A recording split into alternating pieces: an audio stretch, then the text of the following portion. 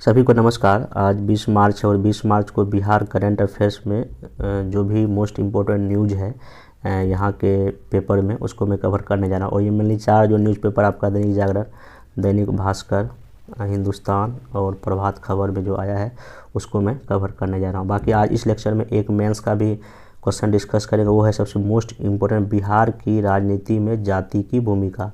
बिहार की राजनीति में जाति की भूमिका, वो भी आज़ादी से लेकर अब तक कैसे कैसे क्या रहा है, वो पूरा मैं काफ़ी डिटेल से जिक्र करूँगा। और कोई भी अगर जब मेंस में या एसे में अगर लिखना होगा, आप उस कंटेंट को बेहतर ढंग से यूज कर सकते हैं। तो आइए इसका पहला खबर पढ़ते हैं कि हाँ, ये जो है ना टॉपिक मैं बनाया हूँ कि सरकारी परियोजना में देरी।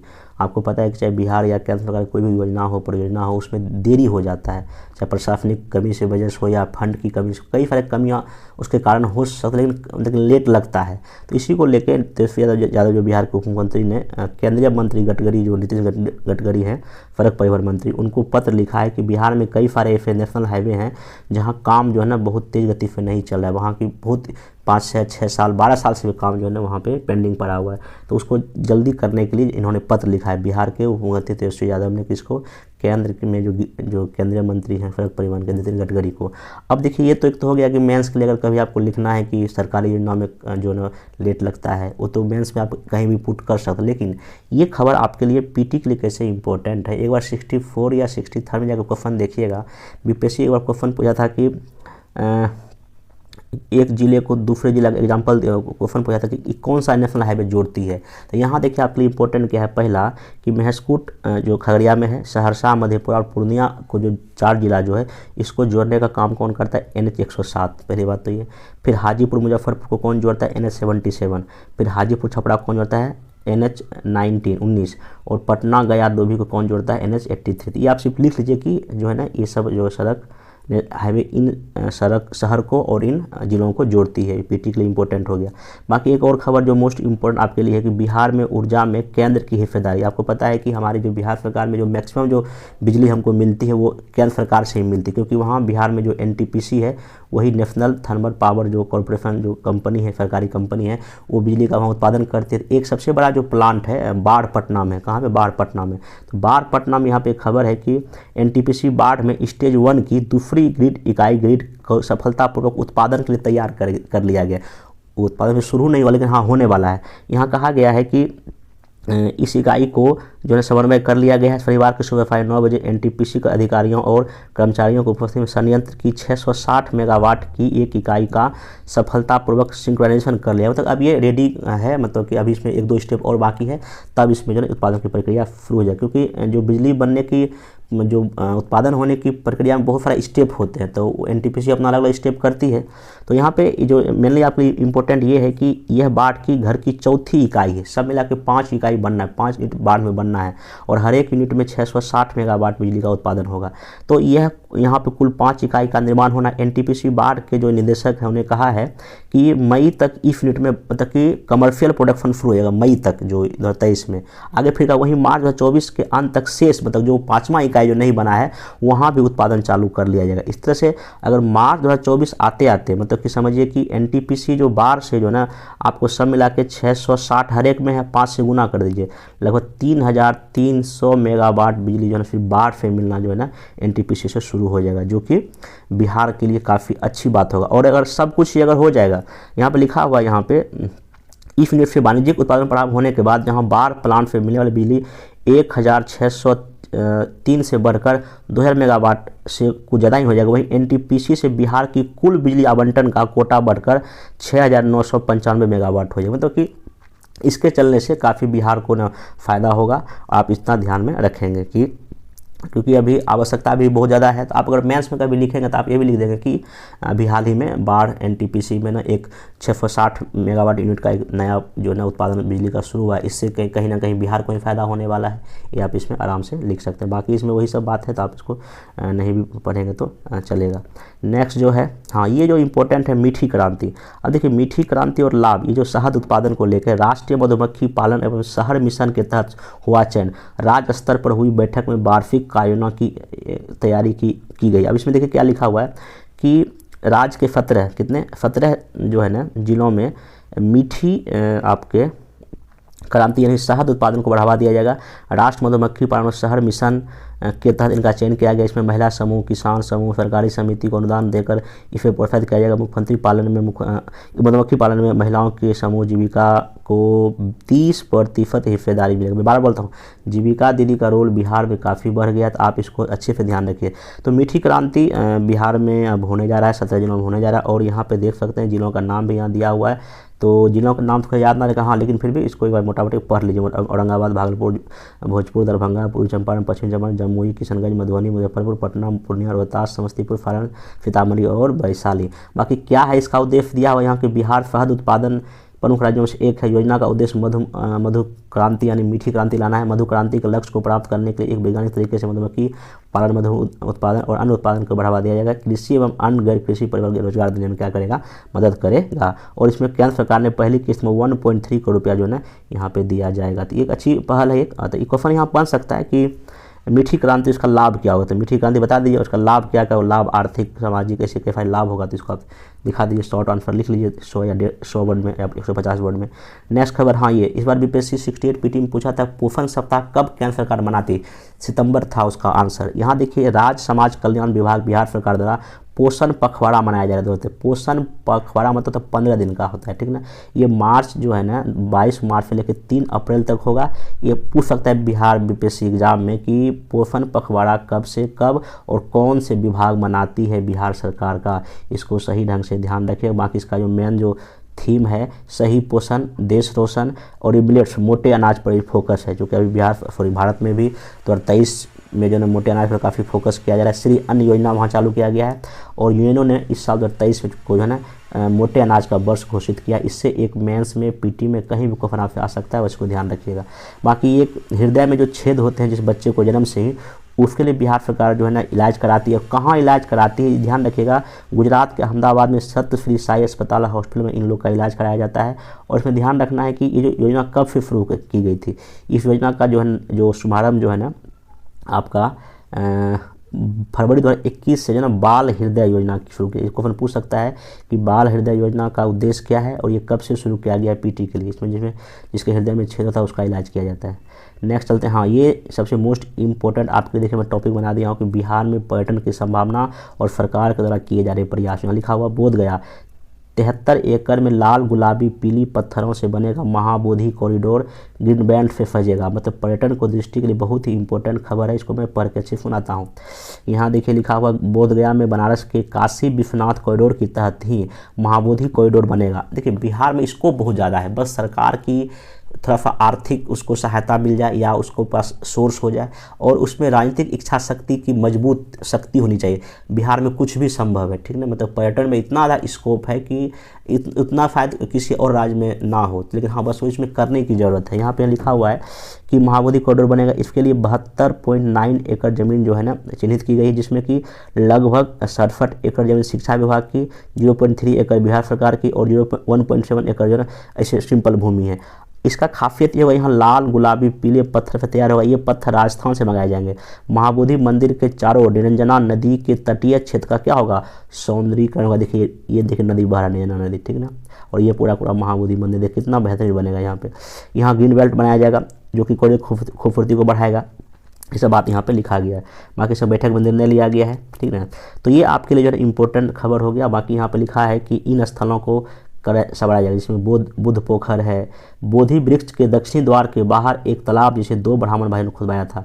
एक है घोसाल चक, फिर एक है बड़ा पत्थर, इसको भी किया जाएगा। फिर एक है मुचलिंद सरोवर, यह इंद्र द्वारा बुद्ध के स्नान के बाद बनाए गए तालाब के पूर्व में जंगल के बीच। एक है बुद्ध विहार, ठीक ना। तो कहने का मतलब ये है कि इन सब चीज़ों के होने के तो बौद्ध धर्म को भी प्रचार होगा। अगर क्वेश्चन ये पूछेगा आपसे कि बौद्ध धर्म कैसे जो है ना बिहार से संबंध है, या ऐसे हो या आपका हिस्ट्री में अगर कोई आंसर लिख रहे हैं, मतलब क्या कहते हैं मौर्य कला का या पाल कला में, ये सब बात आराम से आप वहाँ पे करंट के लिए कुछ बातें जोड़ सकते हैं।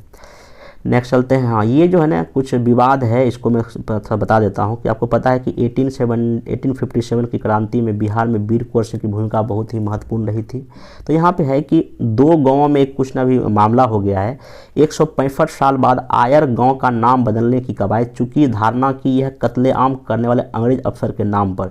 अब देखिए यहाँ पे जो मेनली जो थीम है इस खबर का यही है कि भोजपुर जिला में दो गांव है, एक का नाम है जगदीशपुर, एक का नाम है आयर। एक है जगदीश, यहाँ एक जगदीशपुर है, एक है आयर। दोनों के बीच की दूरी कितनी है? 13 किलोमीटर है, ठीक ना। तो यहाँ पे जो है जगदीशपुर, और आपको पता है कि जो एक विसेंट आयर जो है ना 1857 की क्रांति में जो है ना लड़ाई लड़े थे किससे? वीर कुंवर सिंह से। तो यहाँ पे 10 अगस्त 1857 को जो है ना आयर अपने सेना के साथ, जो अंग्रेज अधिकारी था वो मेजर विसेंट आयर, जगदीशपुर आए थे। और जो है ना ऐसा कई सारे सोर्स से पता चलता है कि 10 अगस्त 1857 को यहाँ आके इस इलाके में जो है ना ये मेजर जो है ना काफ़ी कत्लेआम किया था। और बाद में ये हुआ कि इस गांव का नाम जो है ना पहले कुछ और था, मतलब कि गांव का नाम सुदामाचक था, लेकिन जो है ना इसका नाम बदल के आयर कर दिया गया था। अब जगदीशपुर इलाके के लोगों का ये कहना है कि चूँकि ये आयर एक ब्रिटिश अधिकारी यहाँ कत्लेआम किया है, इसलिए इस गांव का नाम आयर नहीं बल्कि पहले वाला ही नाम रख दिया जाए। तो बस ये थोड़ा सा देख लीजिए, हालांकि कोई इम्पोर्टेंट तो नहीं है, लेकिन हाँ फिर भी अगर ये पूछ दे कि किस दिन कत्लेआम मचाया था आयर यहाँ जगदीशपुर में आके, तो एक डेट आप 10 अगस्त 1857 का आप इसमें ध्यान रख सकते हैं। नेक्स्ट चलते हैं। हाँ, बाकी ये तो हो ही गया हाईवे वाला। हाँ, ये कुछ और खबर है। बीसीसी इंडियन स्पोर्ट वुमेंस 2022 किसे दिया गया है? ये मीराबाई चानू को दिया गया है, ठीक ना, क्योंकि उन्होंने 49 ग्राम में 2021 में टोक्यो ओलंपिक में क्या जीता था? रजत पदक जीता था। आगे इसमें हम चलते हैं खबर में। हाँ, हर पेमेंट डिजिटल मिशन किस बैंक द्वारा लॉन्च किया? आरबीआई ने डिजिटल पेमेंट को बढ़ावा देने के लिए हर पेमेंट डिजिटल मिशन लॉन्च किया, बस इतना ध्यान रखें। और बाकी आरबीआई का स्थापना हिल्टन अंग आयोग के सिफारिश पर हुआ था 1 अप्रैल 1935 को। बाद में भारत सरकार ने इसका 1949 में राष्ट्रीयकरण कर दिया था। पीटी के पॉइंट में ध्यान रखें। बाकी ट्रोपैक्स 2023 का विद्याभ्यास कौन से सेना द्वारा होता है? इसमें ना भारतीय सेना, जिसमें theatre level operation readiness exercise 4 ये नाम है इसका पूरा, कहा जाता है। नवंबर 2022 से मार्च 2023 तक 4 महीने तक चलने के बाद अरब सागर में समाप्त हुआ। इसमें 70 भारतीय सेना की भागीदारी देखी गई, जहाँ पे कई भाग लिए, मतलब ये फिर बिहार बोलता, ये भारत की सेना का, नौसेना का अभ्यास था। हाँ, अब ये जो लास्ट टॉपिक आज का है कि बिहार की राजनीति में जाति के विकास को बताएं और जाति की भूमिका का भी निर्धारण करें। Most important topic for GS paper 2 के लिख दिया। अब देखिए ये बात जो है ना, एक बहुत इंडिया के फेमस अर्थशास्त्री हैं, उनका नाम है लॉर्ड मेघनाथ देसाई। अब इन्होंने कहा कि मंडल कमीशन के बाद जाति राजनीतिक पार्टियां बढ़ी, ये खुद कर रहे हैं और ये गलत नहीं कर रहे हैं, सही कर रहे हैं। आगे यहाँ तक इन्होंने एक जिनका स्टेटमेंट पढ़ के सुनाता हूँ क्या कहते हैं ये। प्रसिद्ध अर्थशास्त्री लॉर्ड मेघनाथ देसाई ने कहा है कि मंडल कमीशन के बाद, मतलब विपिन मंडल जो ओबीसी का आरक्षण जो उन्होंने सिफारिश किया था के बाद जाति राजनीति पार्टी बढ़ी है। बिहार भी अछूता नहीं रहा है। बिहार में कई पार्टी जाति आधारित है। हालांकि उन्होंने किसी पार्टी का नाम तो नहीं लिया, लेकिन किसी पार्टी में यादव का वर्चस्व है, किसी में कुर्मी का, ये उन्होंने बात कहा। उन्होंने कहा कि लॉकडाउन में जिस तरह से प्रवासी बिहारियों की दुर्दशा पर उन्होंने प्रकाश डाला। उन्होंने कहा कि लोग सैकड़ों किलोमीटर पैदल घर वापस आए, मनरेगा जैसी योजनाओं का लाभ लेकर बचाए रख सकें। बिहार जैसे राज्यों के प्रवासियों की स्थिति में सुधार के लिए प्रभावी व्यवस्था बनाने की आवश्यकता है, ये ऐसा वो बात ये कह रहे थे। और उन्होंने ये भी कहा, एक बात सबसे बड़ा बात उन्होंने कहा है कि अर्थव्यवस्था ने कैसे गरीबों को छोड़ दिया है। अभी एक विषय पर उन्होंने बोल रहे थे, उन्होंने कहा है देश में बैंकों में जो एनपीए है, जो गैर निष्पादित जो संपत्ति, जो नॉन परफॉर्मिंग एसेट है, जितनी बर्बादी हुई, उससे समाज के गरीब अवैतनिक महिलाओं के धन की व्यवस्था होनी चाहिए। मतलब वो महिलाएं जो हाउस वाइफ हैं लेकिन करती का, अगर हम लोग के घर में जो मम्मी है या जो भी है, वो लोग देखिएगा 24 आवर में लगभग जितना देर सोती है वही नहीं काम करती, उसके बाद जब भी घर के लिए कुछ ना कुछ तो काम करते ही रहते। इनका ये कहना है कि जो अनपेड महिलाएं हैं उनको भी यूनिवर्सल बेसिक इनकम की व्यवस्था होनी चाहिए। मतलब यूनिवर्सल बेसिक इनकम एक ऐसी व्यवस्था है जहां सरकार जो है ना अपने देश के नागरिकों को जो है ना डायरेक्ट उसको ना कैश पैसा देती है 5,000 6,000, ताकि कुछ अपना वो शिक्षा, स्वास्थ्य, रोजगार जो भी अपना वो खर्चा कर सके। एक ऐसा यूनिवर्सल बेसिक इनकम की व्यवस्था जो है ना कई देशों में है, लेकिन इंडिया में ऐसा अभी नहीं है। ये जो जिक्र ने जब आज से 3-4 साल पहले जब बजट हुआ था तो इसमें जिक्र हुआ था, लेकिन अभी ये इम्प्लीमेंट नहीं हुआ था। इनका कहना है कि यूनिवर्सल बेसिक इनकम के तहत जो है ना हर महिलाओं, जो अनपेड जो महिलाएं, उनको कुछ ना कुछ राशि जो है हर एक महीने ट्रांसफ़र की जानी चाहिए। ये एक अच्छा कदम हो सकता है, ठीक ना। बाकी इन्होंने कहा है कि आर्थिक रूप से भारत बहुत ही मजबूत है, ये सब बात उन्होंने कहा है, कोई उतना विशेष इंपॉर्टेंट। बाकी हाँ, इन्होंने एक और जिक्र कहा कि यूएनओ संगठन फेल हो गया। इनका कहना है कि अभी जैसे कि रशिया में लड़ाई हुआ है, तो रशिया पूरे दुनिया को मना करने के बाद ही वो लड़ाई मतलब युद्ध शुरू कर दिया, तो इसका कारण यूएनओ फेल हो गया। तो ये मेंस के लिए जब हम कभी कराएंगे यूएनओ की क्या प्रासंगिकता वर्तमान में है, तो वहाँ हम कराएंगे आराम से। तो अब यहाँ इन्होंने जो जाति को लेकर जो एक जो बड़ा जो बयान दिया है, तो ये चूँकि एक अर्थशास्त्री, फेमस अर्थशास्त्री, इनके बातों का वेटेज ज़्यादा होता है। तो हो सकता है कि अगर जो एग्जामिनर इस बात पर अगर फोकस करके जाति आधारित क्वेश्चन तो पूछ ही सकता है। तो मैं आज इसी टॉपिक को लेकर जो है ना पूरा का पूरा आपको डिस्कस करने जा रहा हूँ। बाकी एक और है, कृषि क्षेत्र में उद्योग की ओर बढ़ता बिहार। कृषि क्षेत्र से मतलब कि अब एग्रीकल्चर में तो हमारा राज्य अच्छा है, अब हम लोग इंडस्ट्री पर भी फोकस कर रहे हैं। और अभी ना राज्य निवेश प्रोत्साहन परिषद की बैठक हुआ है, जिसमें जो है ना कहा गया है कि 557 करोड़ के निवेश प्रस्तावों को मिली प्रारंभिक हरी झंडी।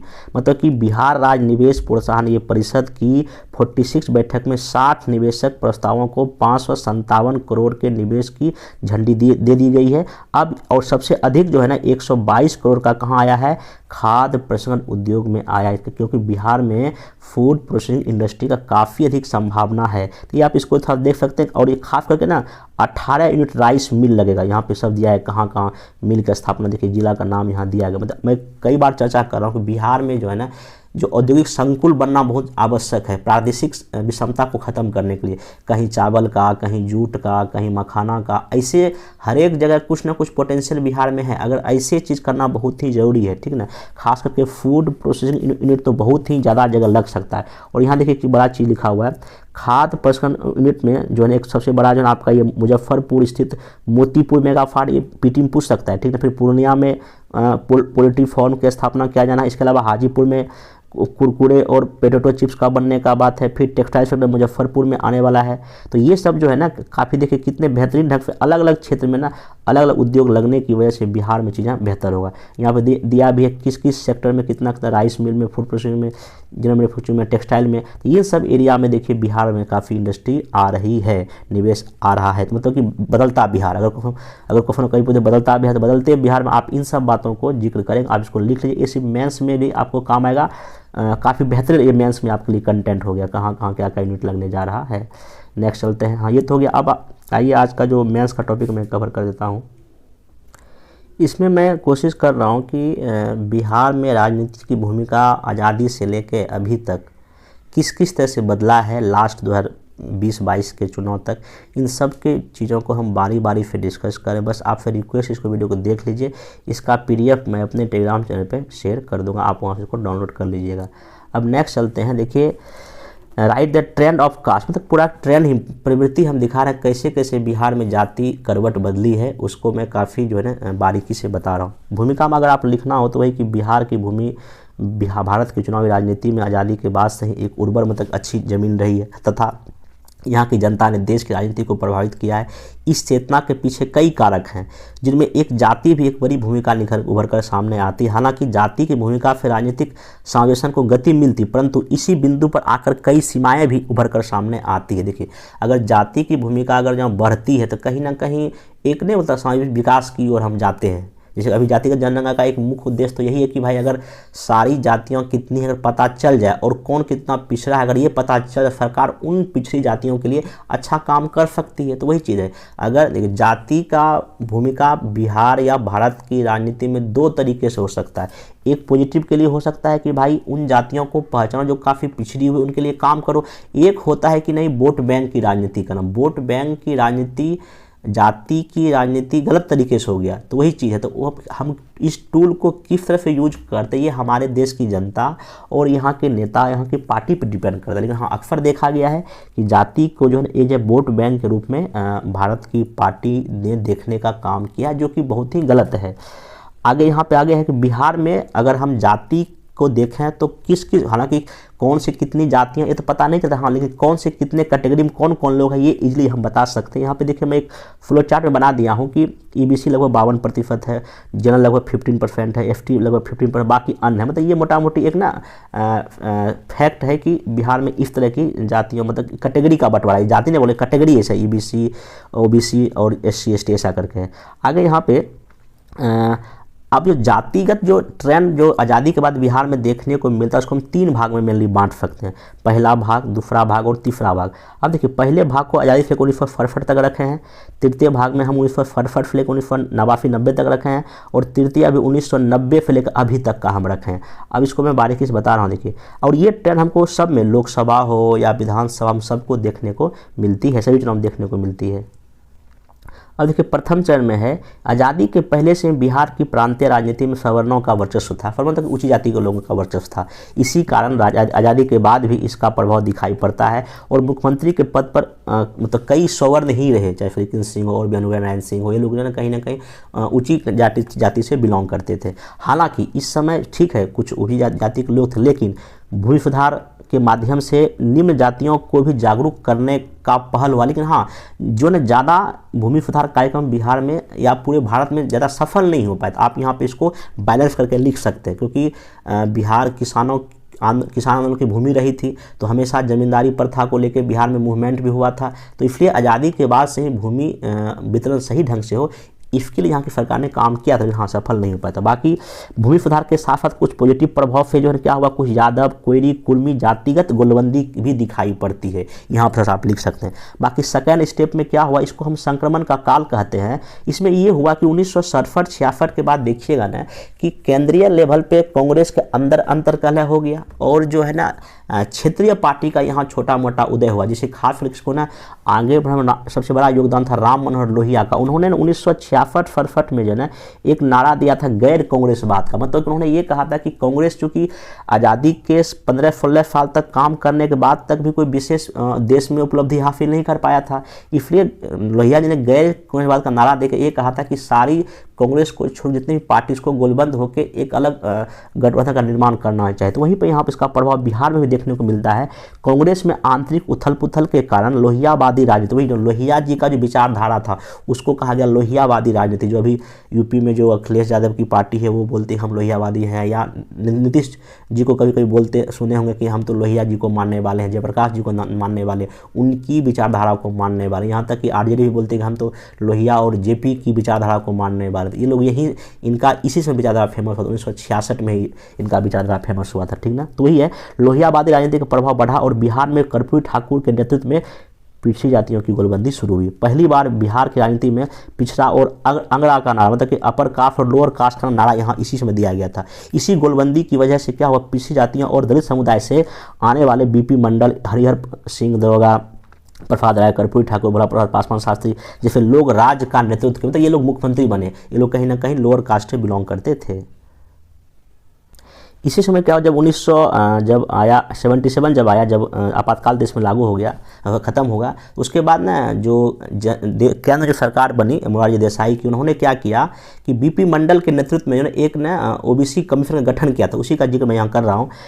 जो अभी मैं बताया कि पिछड़ी जातियों का जिस तरह से लामबंदी हुआ कि तेज होती प्रक्रिया ने जनता पार्टी के बीपी मंडल की अध्यक्षता में पिछड़ा वर्ग आयोग का गठन का मांग प्रस्तुत किया और ओबीसी को 27% को क्या दे दिया, आरक्षण दे दिया, इन्हें सिफारिश कर दिया था। हालांकि लागू बीपी जब विश्वनाथ प्रताप सिंह जब बने बिहार बोलते हैं भारत के जब प्रधानमंत्री बने, उनके समय ये ओबीसी आरक्षण लागू किया गया था 1990 के आसपास में, ठीक ना। तो यहाँ पे क्या हुआ कि बिहार में जो जितने भी 1970-80 के रेंज में जो भी सीएम बने वो सब कहीं ना कहीं लोअर कास्ट से बिलोंग करते थे, या जो ओबीसी थे या तो एससी एसटी थे। तो इनकी गोलबंदी ने कहीं ना कहीं जो एक नया एक माहौल क्रिएट किया, जिसकी वजह से बीपी मंडल की अध्यक्षता में जो केंद्र सरकार ने जो बनाया कमीशन, उसमें ओबीसी को 27% आरक्षण की सिफारिश कर दिया और ये सिफारिश लागू कब हो गया, 1990 में ये जो है ना इसको लागू कर दिया। तो ये इसी तरह बिहार एससी एसटी के अलावा ओबीसी को आरक्षण देने वाला पहला राज्य उसमें बना था, ठीक ना।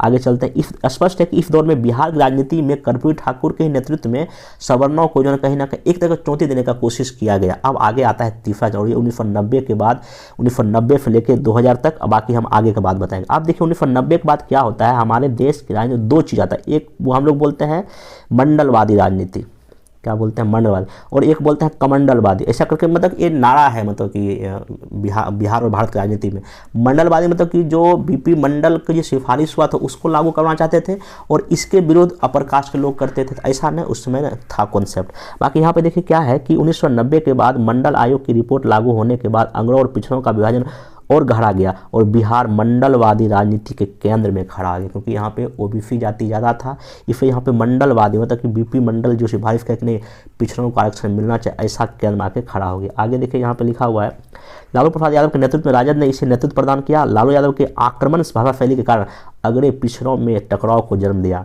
परंतु 1995 के बाद पिछड़ी जातियों में हितों के अंतर्विरोध के कारण विभाजन को भी जन्म दिया, मतलब कि पिछड़ी जातियों में कई विभाजन हो गया। आगे देखते हैं इसमें कि भ्रष्टाचार के मामले में संतृप्तता, यादवों के राजनीतिक प्रभुत्व के प्रति गैर यादव पिछड़ों की प्रतिक्रिया, गैर यादव वर्ग में राजनीतिक महत्वाकांक्षा ने माई मतलब मुस्लिम यादव समीकरण में रूपांतरित कर दिया। मतलब कि इस समय ये हुआ कि ऐसा लगा कि नहीं 1990 के बाद बिहार की राजनीति में यादवों का प्रभुत्व कहीं ना कहीं बढ़ रहा है, तो जो दूसरी जातियां थी जो गैर यादव जातियां थी उन्होंने भी कहा कि नहीं हमको उभरना चाहिए। इसके एवज में क्या हुआ कि राजद के द्वारा माई समीकरण कॉन्सेप्ट दिया गया, मतलब लालू प्रसाद यादव जी के द्वारा ना माई मतलब कि एक कॉन्सेप्ट दिया जिसमें कि मुस्लिम और यादव वोट बैंक बढ़ाने की कोशिश की गई। तो यहाँ पर लिखा हुआ है कि माई समीकरण के जरिए इस वोट बैंक की राजनीति के बल पर राजद ने 2005 तक जो है ना वहाँ सत्ता बचाने में कामयाब रही।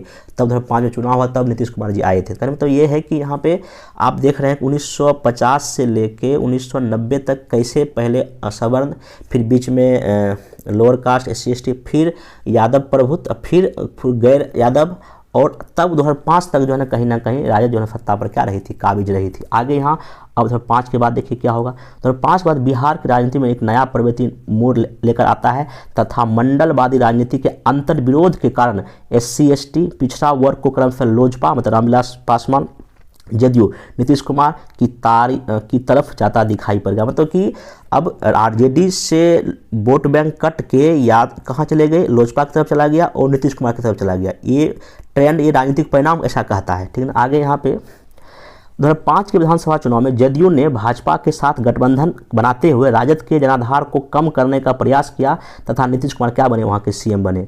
2010 के विधानसभा चुनाव में नीतीश कुमार ने OBC का वर्गीकरण करते हुए उसको EBC बना दिया। देखिए एक तो है भाई OBC other backward caste, Bihar में 2 है, एक तो BC है बैकवर्ड कास्ट, एक है EBC एक्सट्रीम बैकवर्ड कास्ट। तो ये 2010 में बिहार किसने किया था, नीतीश कुमार ने ही किया था। आगे यहाँ देखिए वहीं SC ST में भी एक उन्होंने कर दिया, बांट दिया, उसमें रखा एक को कहा क्या उन्होंने महादलित है। ऐसा करके उन्होंने लोजपा के वोट बैंक में सेंधमारी करने की कोशिश की।